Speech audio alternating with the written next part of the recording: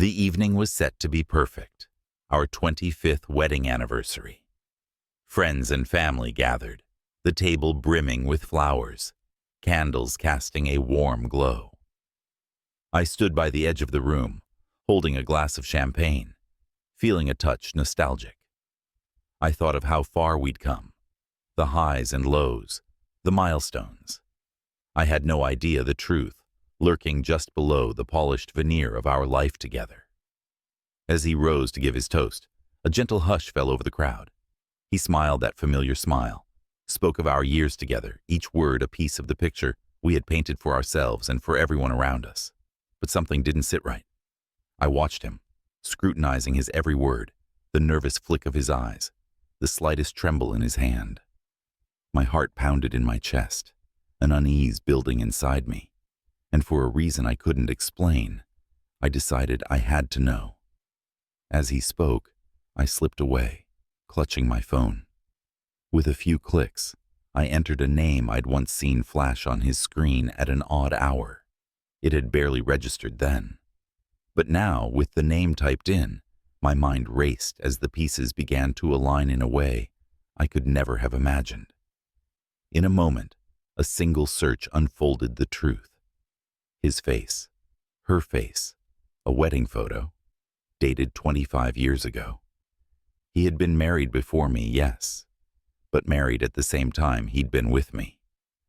My hands began to shake, and the screen felt heavy, almost surreal in my grasp. I returned to the room just as he finished his toast, everyone raising their glasses. I cleared my throat, forcing a smile as my eyes bore into his. What a journey these 25 years have been, I began, mimicking his earlier words. My voice was steady, betraying nothing of the storm inside. Then I held up my phone, turning the screen towards him. And what a surprise it is to discover that our journey was shared with another wife. The silence was immediate. His glass slipped from his hand, shattering on the hardwood. I saw the mask fall, his face ashen, his eyes pleading. He took a step toward me, whispering, "It's not what you think." "Oh, I think it is," I replied, my voice as cold as steel. The life we had built, the reality I thought I'd known, it was shattered. A part of me ached to scream, but as I stood there, my heart hardened. 25 years, and you thought I'd never find out? I turned, each footstep deliberate as I walked away, leaving him to face the broken pieces alone. There was nothing more to say. The years of deception spoke louder than any words ever could. The house was cold and silent as I returned that night, the thrill of the evening long since gone, replaced by a hollow ache that I could feel down to my bones. I wandered through the dimly lit rooms, past the framed photos of our life together, each one now feeling like a lie.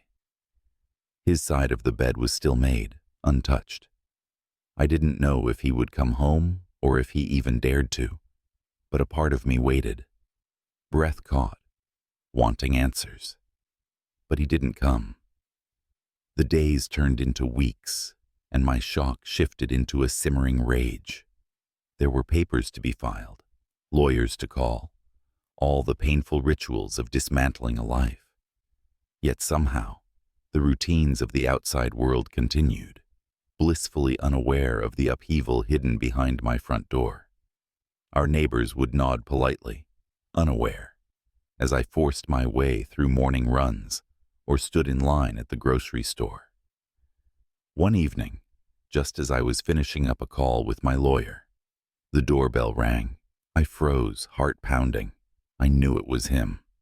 I opened the door, steeling myself, my eyes hardening as he stood there, looking worn and frayed.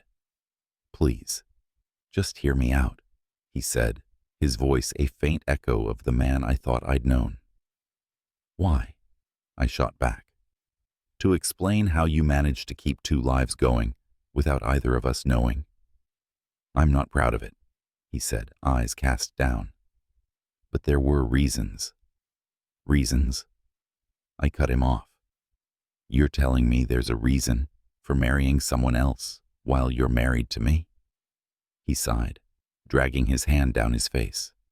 Yes, he said quietly. We were young, and she was in trouble. Financial trouble. Her family needed help. So, I married her for her inheritance. It was a short-lived decision, I thought.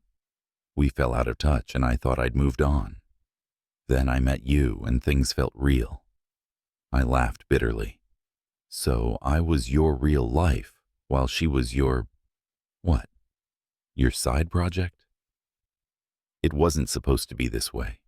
I planned to end it legally, but the paperwork never came through, he stammered, his voice growing weaker with each word. I shook my head. I shared my life with you for 25 years. I loved you, and you stood beside me, all the while knowing I was never your only wife. He met my gaze then, his face worn, the weight of 2 lives finally catching up to him. I can't change what I did, but I wanted you to know it wasn't a lie with you. You were everything. Too little. Too late, I said, barely holding back the tears. Leave, and don't come back. I closed the door, shutting him out of the home that, somehow, no longer felt like mine either. The house was quiet that night, a heavy, pressing kind of silence. I moved through it, turning off lights and tidying rooms with robotic movements, feeling like a stranger in my own home. The memories here, all our holidays, birthdays, and quiet mornings with coffee, seemed like ghosts haunting every corner. The next day, I received an unexpected email. It was from her, the other wife. Her name was Lydia, and the email was short, direct. I think we should talk. I only just found out about you, too. I stared at the words, wondering if this was some kind of sick joke. Yet curiosity tugged at me. I needed to know who she was and what she had known. We arranged to meet at a quiet cafe, one safely out of town. I arrived early, nerves fraying as I waited, wondering how to approach a woman who had unknowingly shared my husband for a quarter of a century. When she entered, I knew it was her. She looked surprisingly calm, elegant in a tailored coat, her eyes sharp and observant as she scanned the room. She must have recognized me too, because she walked straight to my table. "Thank you for meeting me," she said, sitting down.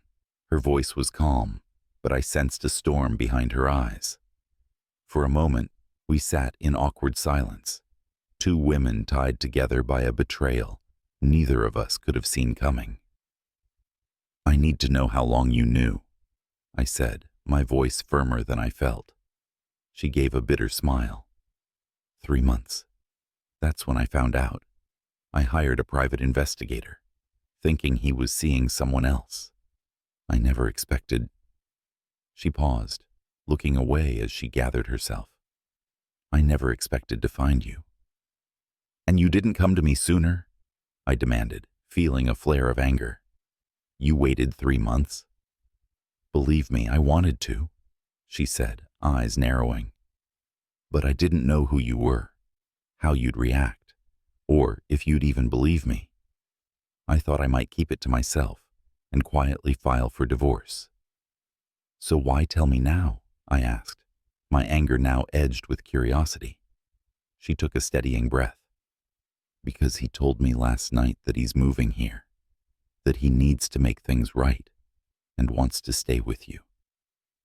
My stomach twisted at her words. He told you that?" "Yes. Said he'd made a mess of things but wanted to put things back together with you," she said, a mix of bitterness and something close to pity flashing in her eyes. "I thought you'd want to know before he spins it into another lie." My mind raced. The gall of him. He'd strung us both along, 2 lives woven into a web of deceit, and now he wanted to pick up the pieces with me. "Thank you for telling me," I said, my voice barely above a whisper. She gave a nod, her face softening, as if she understood all too well the ache I was feeling.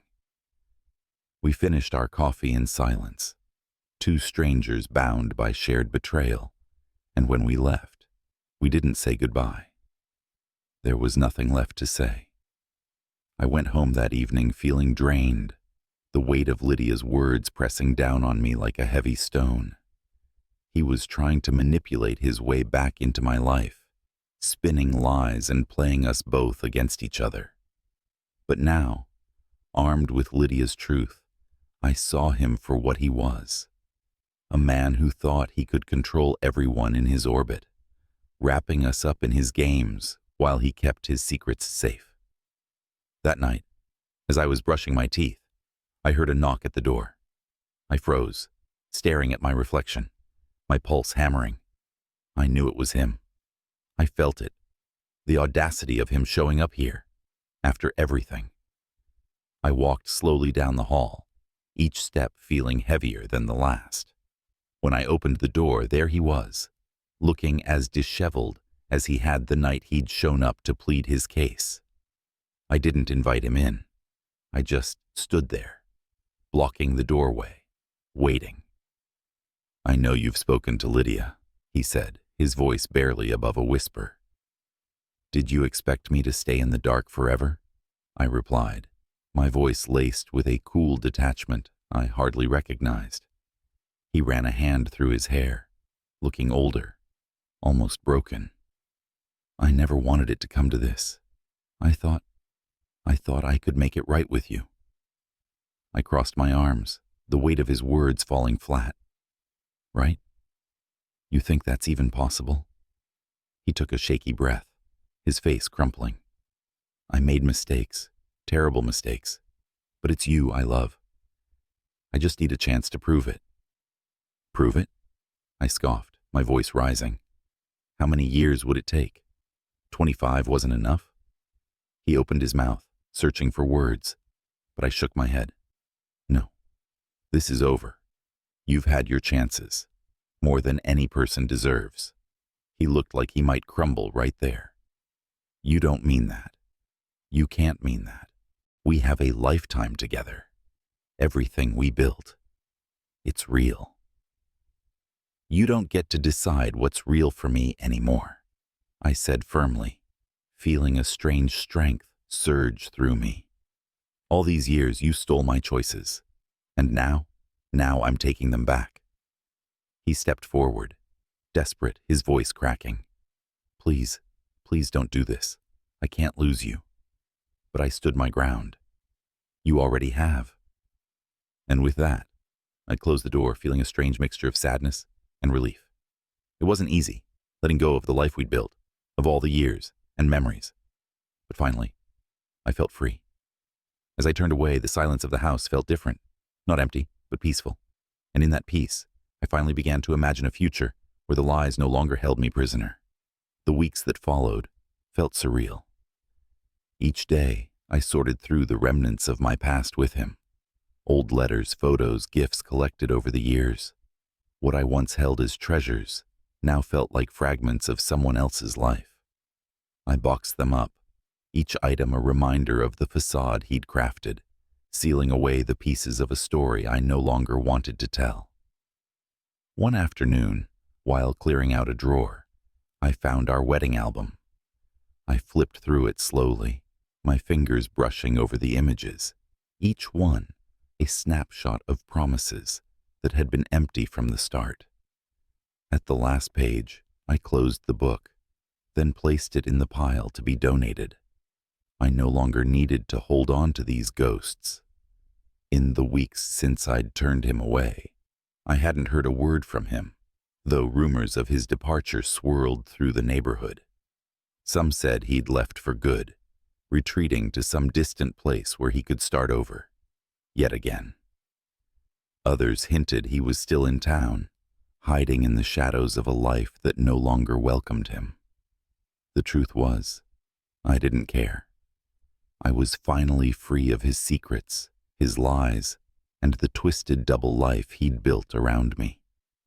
One evening, as the sun began to set, painting the sky in hues of soft pink and gold, I sat on my porch, sipping tea and feeling a calm settle over me. The air was warm and quiet, filled with the sounds of life moving on around me. For the first time in years, I felt like I could breathe, like I was finally standing on my own, unshackled from his lies. A text lit up my phone, and I glanced down to see a message from Lydia. "I thought of you today. Hope you're well."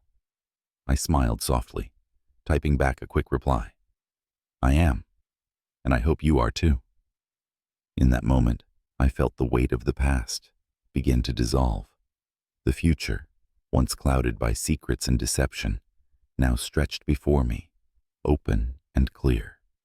And as I sat there, basking in the quiet, I realized that I didn't need closure from him or anyone else. I was finally ready to live, fully, freely, and truthfully.